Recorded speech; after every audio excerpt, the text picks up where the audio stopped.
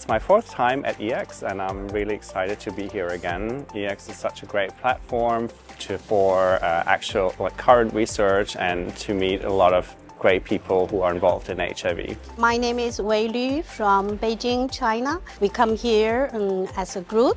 We are from different Chinese sites of HIV specialists, and we are here to attend the EACS meeting, get some new knowledge. Also, we would like to see some new guidelines, such as EACS 13th edition, and then we can communicate with other doctors about their clinical and research experience, because China is a very big country and we also have some epidemic challenge of HIV infection.